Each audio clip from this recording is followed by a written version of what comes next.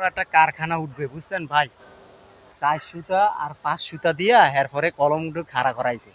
এই যে দেখেন, এটা হলো 5 সুতা, 12-15 কলম, 12-15 কলম 5 সুতা দিয়া কলমটা খাড়া করাইছে। আসলে এত বড় কারখানা, এটা মেলামাইনের কারখানা, শরীফ মেলামাইনের কারখানা বুঝছেন। এটা সম্পূর্ণ গ্লাস তৈরি করে, প্লেট তৈরি করে। দেখেন এই যে আমরা যে কনস্ট্রাকশনের কাজগুলো করতে আছি, আজকে ঢালাই দেওয়া হবে। এই যে বোর্ডগুলো ফিটিং করছি, এই যে দেখেন এই বোর্ডগুলো ফিটিং করে রাখছি। তো সবাই গেছে নাস্তা খাইতে, আমি রোজা, এই জন্য আমি গেলাম না। তা আসলে রোজা থাইকা কনস্ট্রাকশনের কাজ করি ভাই, প্রচুর কষ্ট।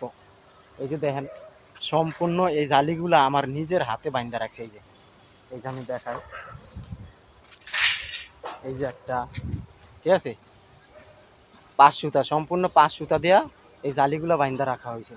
ওই যে একটা, মানে 9টা কলম, 9টা কলম কালকে বাঁধছি, আজকে ফিট করতে আসি, আজকে ঢালাই দেওয়া হবে বুঝছেন দর্শক বারে। ওই যে দেখেন, তা আজকে 4টা কলম ঢালাই দেব, রোজা থাইকে এরপরে কাজ করতে আসি।